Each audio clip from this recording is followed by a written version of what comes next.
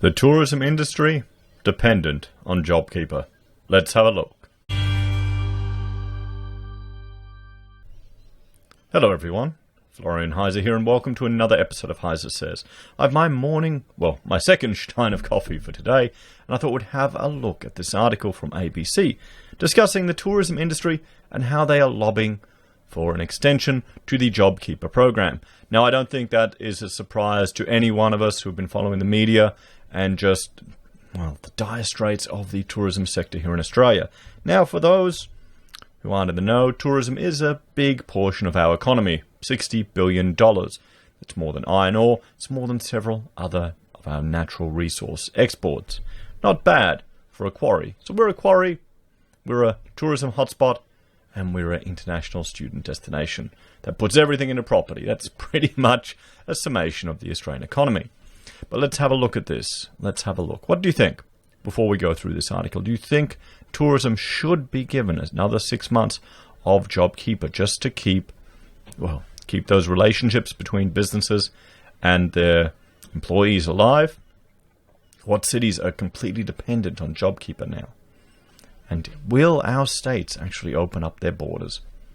Remember, international borders and tourism isn't expected to open again until 2021. So it's still a long time.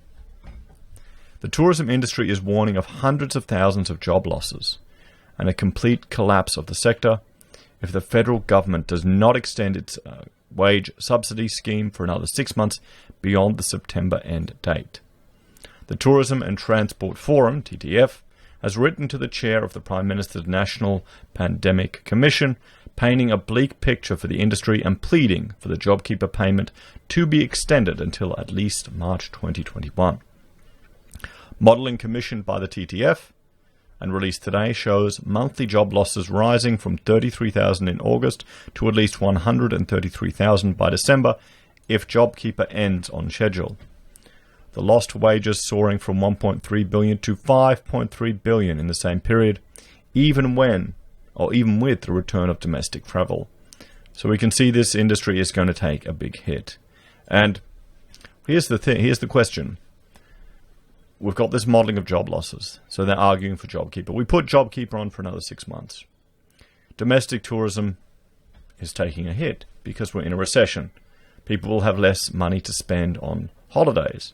I know you've got some punters investing in tourism thinking it's going to springboard back. But domestic tourism will probably take a hit. International tourism will definitely take a hit.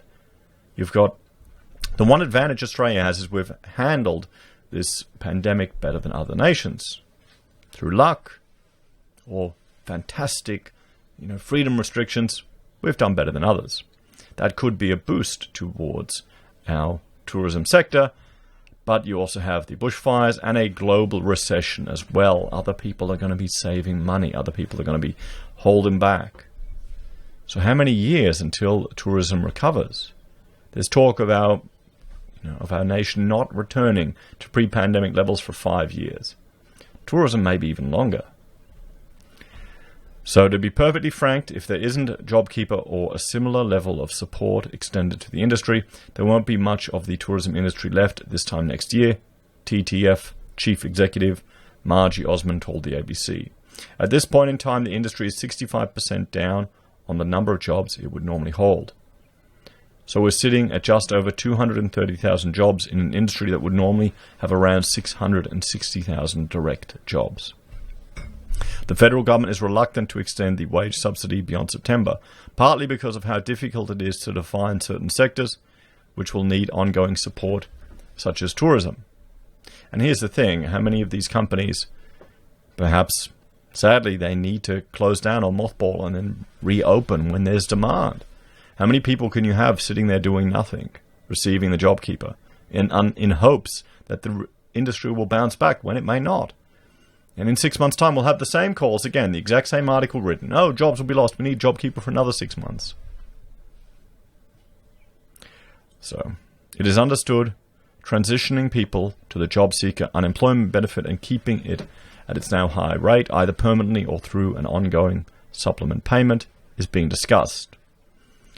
The tourism sector argued the pandemic restrictions had hit it earlier and harder than other industries. Travel restrictions and demands for social isolation at the height of the outbreak crippled tourism, transport and hospitality businesses across the country. The TTF warned without additional support, many small and medium tourism operators may close their doors for good. The tourism sector is quite unique in this space. We're absolutely governed by what will happen with the borders, both domestic and international, Ms. Osmond said. And, well, she's right. She's right there. Sovereign risk, trade, international disputes, all of these things could have an effect on the tourism sector. While the sector has been looking forward to the return of interstate holidaymakers and the much-hyped Trans-Tasman bubble, Ms. Osmond argued it would not solve all of the industry's woes. Well, I can't imagine tourism from New Zealand making up for the decline in international tourism, particularly Chinese. You know, is it ever going to return to that level? We'll probably see less than 100,000 people coming from New Zealand over the next 6 months after we actually open a Trans-Tasman bubble, and many of them will actually be visiting friends and family, she said. And the other thing as well, New Zealand isn't looking too rosy as well. They're looking at a recession, similar to Australia. So do you think the Kiwis are going to be spending big, or are they going to be doing the same thing everyone is doing over here? Holding back, saving their money, being smart with their dollars that they're earning. Your average Chinese visitor spends $8,500 when they're here compared to probably $1,500 from a local tourist. There you have it. There you have it, just the spending. And that's before we entered the first recession in 29 years. Before we entered it. Here's the thing, that this industry, sadly, is going to take some damage. It is going to definitely take some damage. And the question is, do we prop it up for another 6 months? Or do we just let it take the hit? Now, quick. Let the Band-Aid come off. What do you think, everyone? Let me know your comments in there, because this is a tough call. It's going to take a lot of work to bring that up to scratch, and I can't see that happening. Treasurer Josh Frydenberg said the federal government was due to review the Jobkeeper program at the end of June. We recognize that some sectors like tourism will face ongoing challenges, particularly if our international borders remain closed for some time, he said in the statement.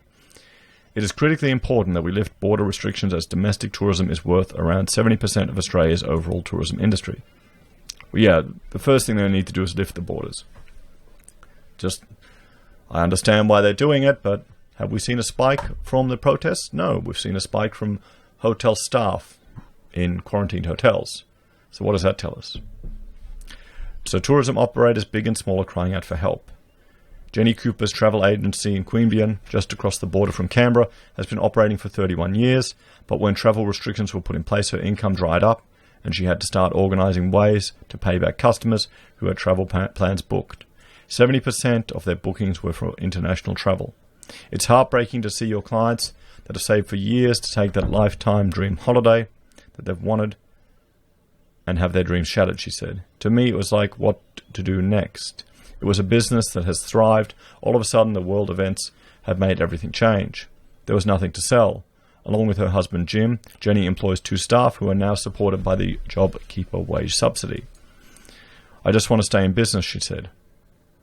Jim and I are at a certain age. We should be looking towards our twilight years. God forbid we're only over 60, but I love my business, I love my job, and I love our town.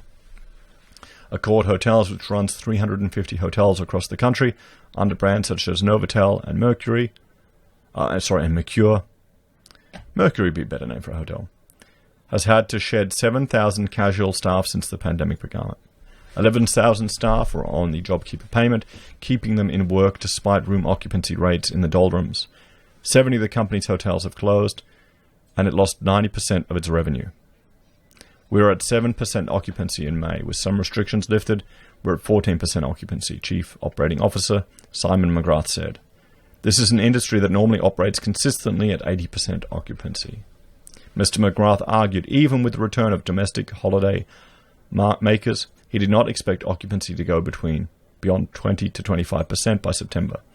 My concern for government is that they've done such a good job, and yet to come to September and have that cliff really can wipe out a lot of the great work that's already been done. Well, how are these businesses going to survive 6 months after that if international tourism doesn't even open up again? They're not. This is a sad situation, everyone. We're entering a recession. The world is entering a recession. And you've got predictions of, the news. Stock market is spiking up and down on the news. And it's only just begun. So the period from September to February, I think that's going to be the real sign for the economy. Really seeing what's happening there. A lot of people, I'm hoping they're prepared. But I don't think they are. What do you think, everyone? Let me know your thoughts and opinions in the comments below. Please like, share, and subscribe to the channel. If you're a fan and want to support the content I'm creating here, there are a few ways you can. You can join the channel on YouTube or Patreon. You can support us via using our affiliate links at Amazon or eBay or Independent Reserve and Kucoin. You can buy our merch from HeiseSays. You can use Gold Pass from the Perth Mint or support us via PayPal. Thanks, everyone. I'll see you in the next episode.